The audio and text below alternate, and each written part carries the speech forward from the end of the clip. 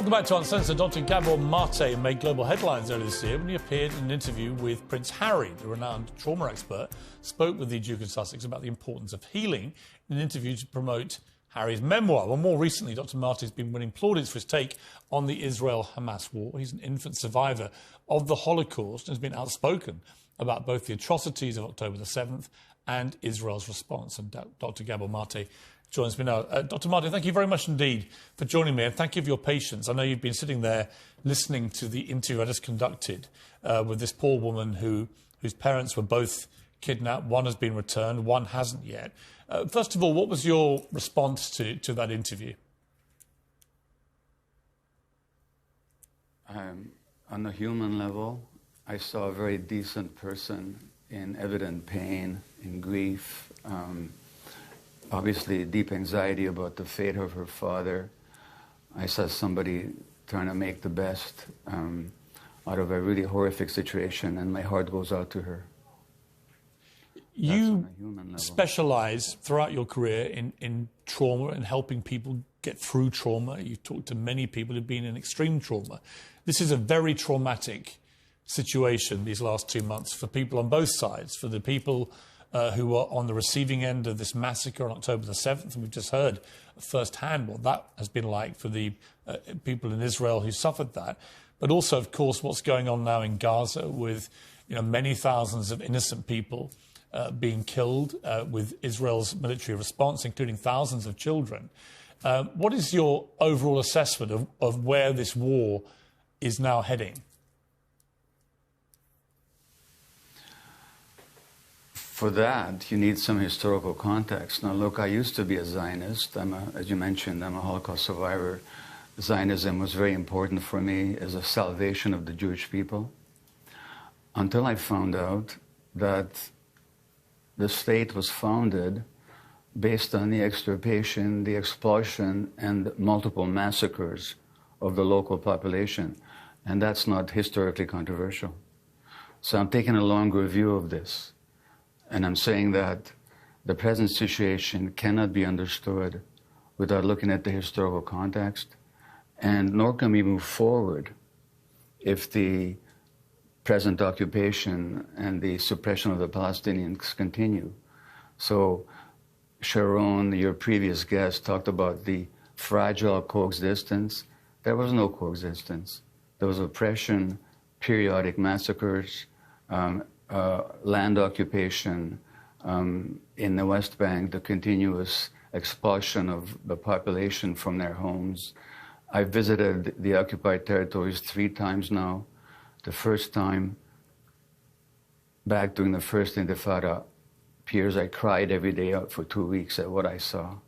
So this cannot go on. And I saw the news about the Elgin marbles being returned, and how you changed your mind about that. Well, how about returning the land that's been stolen from the Palestinians? I'm not talking about the state of Israel. I'm not talking about 1948. I'm talking about since 67 and what's going on right now.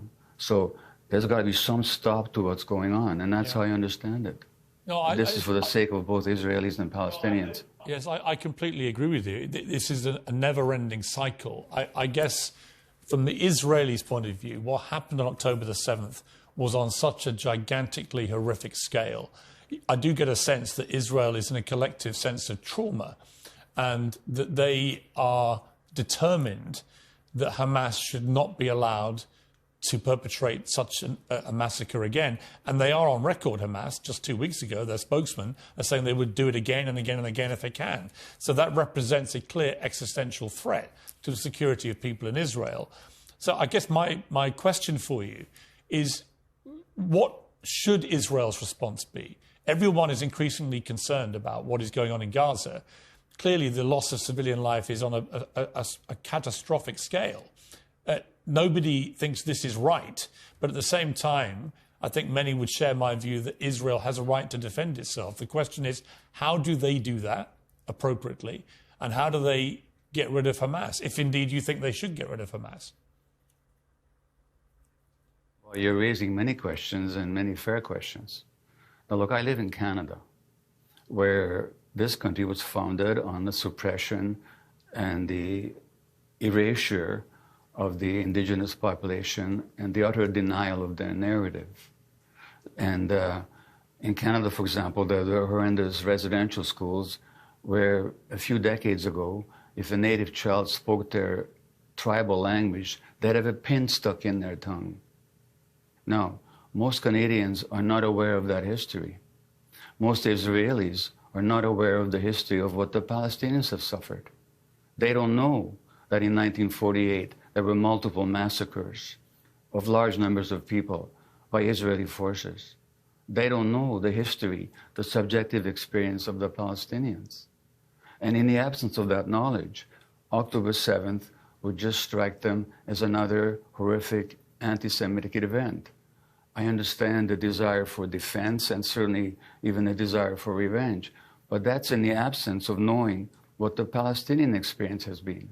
And the Western press, and as in all countries where the local population has been displaced, the majority of the population doesn't know the history or the subjective experience. So if you're asking me how to move forward, let's inform ourselves of the actual experience of both sides, not just one side. And just as you had this wonderful Israeli woman, Sharon here, who spoke with such humanity and such poignancy, you might have some Palestinians on explaining their experience of what it's like for them to live under occupation. And in the absence of that conversation, there's no moving forward. And that's all I'm asking for. I've had a number of Palestinians, including a doctor. Let me say one more thing, sorry. Yeah. Israel's right to defense. Yeah. Yes, Israel has the right to defend itself. Every country does. But Israel has no right to impose an occupation on people. Now look, I was born in Hungary. In 1956, when I was 13, studying for Bar Mitzvah, there was the Great Hungarian Revolution against Soviet occupation. And it was after that revolution that we became refugees and came to Canada. Now, did Russia have the right to defend itself against the Hungarian revolutionaries? You know, so, and mostly when we talk about Israel's right of defense, we're taking isolated Palestinian actions, but we're not saying that this population also has the right to defend against the occupation. I'm not justifying the terrible events of October the 7th. I'm talking in the absence of historical awareness. It all just looks like Israel defending itself. But against whom? Against the population that has been massacring in a number of thousands for 80 years and taking their lands and destroying their homes and jailing their children and torturing them. That's the history. Now, unless we know that, it all looks like this poor little country trying to defend itself. But against whom? Against people it's been occupying and displacing for 80 years. That's the history, as Israeli historians have shown. I don't make this stuff up. I wish it wasn't true. I wish I could believe in the dream of the Jewish state. I love that dream. Except I found out at what price, at what nightmare that imposed on the Palestinians. How do you see this ever getting resolved? It seems so intractable, but then, as I always say, so did the Northern Ireland conflict. That seemed intractable when the IRA were committing terror atrocities, but they eventually did get to peace. Can you see a pathway here to peace, and what does it look like? I can. That's a great question again. Look, you're going to have Nick Kyrgios on later on, the tennis player. I just spent a couple of weeks in Serbia and the former Yugoslavia with another tennis player, Novak Djokovic. They have a foundation that promotes healing and child development and so on. So they asked me to speak throughout the former Yugoslavia. You know what horrific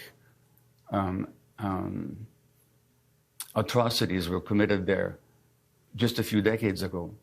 So I was in Belgrade, I was in Sarajevo, I was in Banja Luka, I was in Ljubljana. They're living together now.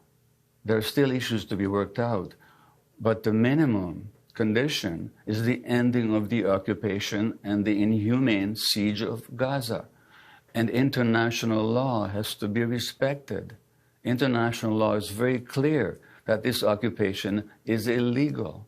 That has to be the basis of any future agreement. If that was agreed on, and if Israel could live within the borders that are internationally recognized, I believe peace is possible. Now, we keep talking about the Hamas charter. Did you know that the Likud charter, the ruling party in Israel, excludes a Palestinian entity west of the Jordan River? So let's get rid of both charters. And let's start with the basis of recognition and peace and the ending of this unspeakably brutal occupation. Piers, you have to go there to see it for yourself, as I have. And you would cry every day for 2 weeks as well.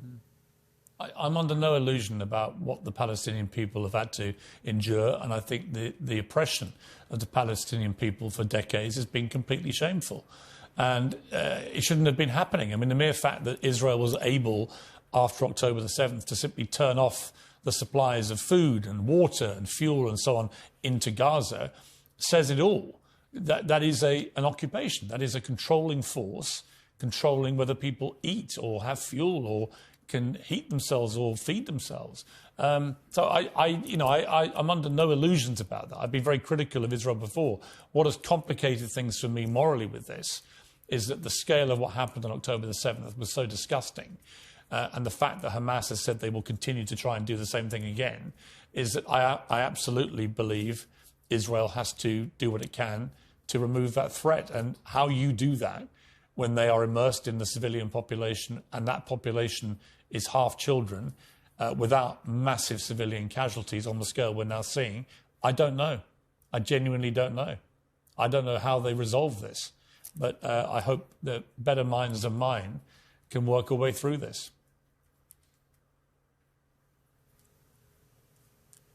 Well, I hope along with you as well. But again, I'm saying that there's no possibility of that until the international community, and particularly Israel's big brothers, the UK and the US, stop supporting its illegal, brutal, inhumane, and rapacious occupation. It can't happen without some pressure. And again, most Israelis are simply not aware. I've been to Israel, talked to people. They have no idea what's happening a few miles away from when they're sitting in Tel Aviv having coffee, and they have no idea, or in Jerusalem, and they have no idea what's happening a few miles away, how those people under occupation are living. And this has been dug. It's not that they're not capable of being aware, but like most people, they're just not. And I'm saying that unless we fully get the Palestinian experience historically and throughout the decades and into the present moment, we can't possibly understand what's going on here. Now, in 2005, there was a study appeared in the Journal of World Psychiatry looking at traumatized populations under war conditions. The most traumatized children in 2005, this is before Hamas gained power in Palestine and in Gaza, the most traumatized kids were in Gaza. This population has been traumatized severely. Of course, they're full of rage.